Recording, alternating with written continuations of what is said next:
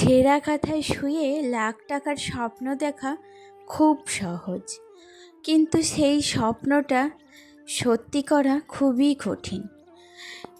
এই স্বপ্নটা সত্যি করতে গেলে কতটা পরিশ্রম করতে হয় সেটা শুধু তারাই বোঝে যারা জীবনে কিচ্ছুই সহজে পায়নি।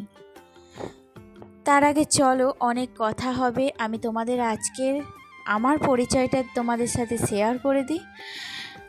নমস্কার, কেমন আছেন সবাই?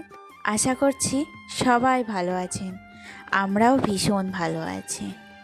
আমি সুমি, আমার আজকের আরও একটি নতুন ব্লগে তোমাদের অনেক অনেক স্বাগত। আজকে কি বলো তো, ঘুম থেকে উঠেছিলাম অনেকটা সকালে। কালকে সারা রাত্রি জাগার পরে একটুও ঘুম হয়নি। আসলে অনেকটা খাটাখাটনি, অনেকটা পরিশ্রম করলে যেমনটা হয় আর কি, সারা শরীর ক্লান্তি ভরপুর, আর সেই ক্লান্তিটাই এখনো পর্যন্ত শরীরে রয়েই গেছে। তাই ভাবছিলাম একটু দেরি করে আজকে সংসারটা শুরু করব। কিন্তু কি বলো তো, সংসার হচ্ছে এমনই একটা জায়গা যেখানে আমি দেরি করব বললেও কিন্তু দেরি করা সম্ভব না। তাই সকালবেলাতেই ঘুম থেকে উঠেছিলাম, আর আজকে ছিল ছেলের এক্সাম, তাই জন্য আরও সকালে উঠতে হয়েছিল। ওর এক্সাম না থাকলে, স্কুল না থাকলে, যদিও বা একটু লেট করে ঘুম থেকে উঠি, যেদিনকে স্কুল এক্সাম এসব থাকে সেদিন সকালে উঠতেই হয়। আসলে আমি তো মা, আমি যদি না উঠি তাহলে আমার ছেলে আমার কাছ থেকে কি শিখবে? এই বিবেক বোধটা আমার কাছে কিন্তু কাজ করে, আর এই বিবেক বোধ থেকেই আমাকে সকালে উঠে ছেলেকে রেডি করে স্কুলে পাঠাতে হয়। তো আমি রীতিমতো প্রতিদিনকার মতোই ছেলেকে রেডি করে স্কুলে পাঠিয়ে দিয়েছিলাম, আর এখন কিন্তু ঘরটা গুছিয়ে নিচ্ছি। আমার এই প্রতিদিনের সংসারের ঘর গোছানো, প্রতিদিনের আলনা গোছানো একই রকম কাজ, তাই না বন্ধুরা? তোমরা হয়তো দেখে দেখে বোর হয়ে যাবে আমার এই একই দিনের কাজ, কিন্তু আমরা বলো তো, তোমরা দেখতেই যদি বোর হয়ে যাও, আমরা এই কাজটা করতে কতটা বোর হই। প্রতিদিন একঘেয়েমি কাজ, আমাদেরও মাঝে মাঝে বিরক্ত লাগে। হ্যাঁ, ঠিকই বলছি, আমাদেরও কিন্তু বিরক্ত লাগে প্রতিদিনের এই সংসারের কাজগুলো কমপ্লিট করতে। কিন্তু তারপরেই নিজের মনকে বোঝাই, জানো তো, যে এই প্রতিদিনের কাজ, সংসার মানে তো নিত্যদিন প্রতিদিনের সংগ্রাম। এই কাজগুলোই তো আমাদের প্রতিদিন চালিয়ে যেতে হবে। সংসার মানেই সকালে ওঠা থেকে শুরু করে রাত অবধি তোমার টুকিটাকি কাজ থেকে আরম্ভ করে প্রত্যেকের দায়িত্ব পালন করা, এগুলোই প্রতিদিনের আমাদের সংগ্রাম। আর এই সংগ্রামকেই চালিয়ে যাওয়া একজন গৃহিণীর কর্তব্য। যাই হোক বন্ধুরা, দেখো আমি কিন্তু আমার ঘরটাকে গুছিয়ে নিয়েছি, বেডরুমটাকে, আর এখন এসেছি জল তুলব।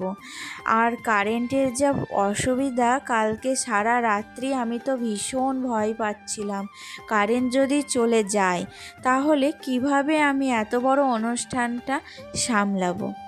আমার হাজবেন্ড বলছে আমি নাকি কোনো কিছুই দায়িত্ব ভালোভাবে এখনও পালন করতে শিখে উঠতেই পারিনি, কিন্তু আমি আমার দিক থেকে সব কিছু কিন্তু নিখুঁতভাবে করারই চেষ্টা করি। কোনো দায়িত্ব অপূর্ণ রাখতে আমি একদমই পছন্দ করি না। যদি ভুল ত্রুটি হয়ে যায় সেটা কিন্তু আমার অজান্তেই হয়।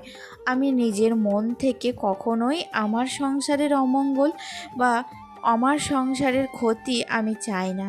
আসলে আমরা যারা সংসারে থাকি না, তাদের অত শত কথা ধরলেও চলে না। তাদের জীবনটা বাইরে থেকে যতটা সহজ লাগে, ভেতরে ততটাই কঠিন। একটা বাড়িতে যখন কয়েকজন মানুষ একসাথে থাকি, তখন মতের অমিল হবে। কেউ কিছু বলবে, কেউ হয়তো বুঝবে না, আবার কেউ কিছু না বুঝেই কষ্ট দিয়ে ফেলবে। আগে আমি সব কথা খুব গায়ে মাখতাম, ছোট ছোট কথাতেও মন খারাপ হয়ে যেত, মনে হতো কেন এমন হচ্ছে আমার সাথে। কিন্তু ধীরে ধীরে সব বুঝতে শিখেছি, যদি সব কথায় রিয়্যাক্ট করি তাহলে নিজের মানসিক শান্তিটাই নষ্ট হবে। সংসার করতে গেলে অনেক কিছু শুনেও না শোনার মতো থাকতে হয়, কারণ সব কিছুর উত্তর দেওয়া জরুরি না। কিছু কিছু জিনিস ছেড়ে দেওয়াটাই বুদ্ধিমানের কাজ। আজ আমি একটা জিনিস শিখেছি, সব কথা মনে রাখলে জীবন ভারী হয়ে যায়, আর কিছু কথা ছেড়ে দিলে জীবনটা হালকা লাগে। তাই এখন চেষ্টা করি নিজের কাজটা ঠিকভাবে করতে, আর অপ্রয়োজনীয় কথাগুলোকে গুরুত্ব না দিতে। তোমাদের সাথে অনেক কিছু শেয়ার করলাম, অনেক কথা বলতে বলতে অনেক কাজও আমার আগিয়ে এসেছে। এখন দেখো, জমি থেকে কিছু পাটের শাক হয়, সেই শাক আজ আমার ননদ শ্বশুরবাড়ি থেকে এনেছিল। আমার শাশুড়ি মা এই শাক খেতে ভীষণ ভালোবাসে, তো ননদের কথা শুনে ননদকে দিয়েছিলাম শাকগুলো বাছতে। আমি ফার্স্ট টাইম এই শাক রান্না করছি, তো জানি না কেমন হবে, কিন্তু চেষ্টা করছি। চেষ্টা করলে কোনো জিনিসই কিন্তু বিফলে যায় না। এই কথাটা আমি আমার প্রত্যেকটা ব্লগেই শেয়ার করি। তোমরাও পারলে এই কথাটা মেনে চলার চেষ্টা করবে। আর তার সাথে বানাচ্ছিলাম আজকে কি বলো, আজকে বানিয়েছি গন্ধমাধবের পাতার ঝোল। এই যে পাতা দেখো বাটা কমপ্লিট হয়ে গেছে। এই ঝোলটাও কিন্তু আমি ফার্স্ট টাইম বানাচ্ছি। দেখে লাগলেও হবে কালো, কিন্তু খেতে হবে টেস্টি। জানি না কেমন হবে। আমি আজকে ফার্স্ট টাইম আমার ননদের কাছে রেসিপিটা জেনে নিয়েছি। চলো এখন তোমাদের সাথে রেসিপিটা একটু শেয়ার করে নিই। প্রথমে পাতাগুলো ভালো করে ধুয়ে, মিক্সিতে তো বাটা হবে না কারণ অল্প একটু পাতা, তাই জন্য শিল নোড়াতে ভালোভাবে পাতাগুলো বেটে নিয়েছি।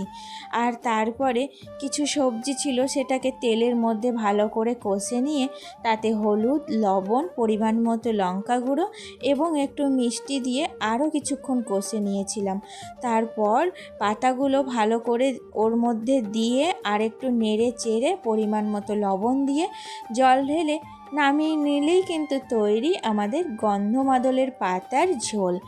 এই পাতা কিন্তু খাওয়া ভীষণ উপকারী। এই পাতা খেলে নাকি শুনেছি শরীরের গাঁটে গাঁটে ব্যথা এবং যদি শরীরে জ্বর থেকে থাকে ভেতরে, সেই জ্বরও ভালো হয়ে যায়। আর এই ঝোল কিন্তু গরম গরম খাওয়াটাই বেশি উপকারী। তো রান্না বান্না যেই কমপ্লিট হয়ে গেছিলো, আমি কিন্তু প্রত্যেককে এক বাটি করে ঝোল গরম গরম দিয়েছিলাম, যাতে সবারই এই ঝোলটা খেয়ে একটুখানি উপকার পায়।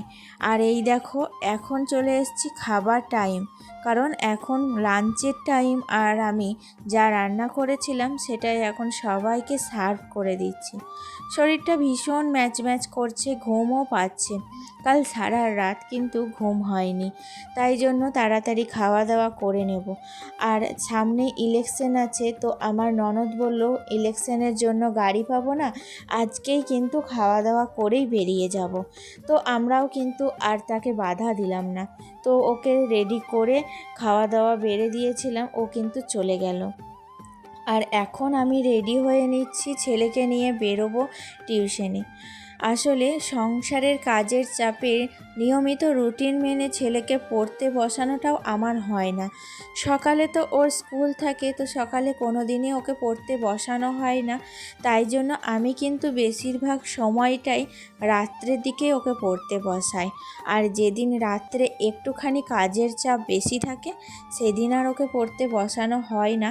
তবুও সময় পেলে 5 মিনিট হলেও আমি কিন্তু ওকে পড়তে বসাই। কারণ আমি যদি পড়তে না বসাই, আমি যদি ওর দিকটা খেয়াল না রাখি, তাহলে কিন্তু ও কিন্তু লাগাম ছাড়া হয়ে যাবে। আর ছোট থেকেই তো ভিত গড়ার সময়, তাই ছোট থেকেই যদি গুরুত্বটা না দিই না, বড় হলে আর সামলাতে পারবো না। তাই জন্য একটুখানি 5 মিনিট সময় ওর জন্য রেখে দিই। আজকে রেডি হয়েছিলাম যখন, তখন কিন্তু বাবু আজকে প্রাইভেট যেতে একদমই বাধা দিল। ওর একটা বন্ধু এসেছিল, অনেক দিন থেকেই বলছিল বন্ধুর সাথে খেলা করবে। ওকে বাড়িতে ডেকেছি, মা ও আসবে। তা আমি বললাম আচ্ছা বাবা, ঠিক আছে। আজকে দেখো চলে এসেছে ওর বন্ধু, অনেকক্ষণ খেলাধুলা করলো, আমরাও একটু শুয়েছিলাম। আর এখন যাচ্ছি ওদেরকে বাড়ি পৌঁছে দিতে। অনেকখানি দূর ওর বাড়ি, ছোট বাচ্চা একাই এসেছে, তাই জন্য আমাদের কর্তব্য ওকে এগিয়ে দেওয়া। আজকের ভিডিওটা এতটুকুই বন্ধুরা, দেখা হবে নেক্সট ব্লগে। টাটা।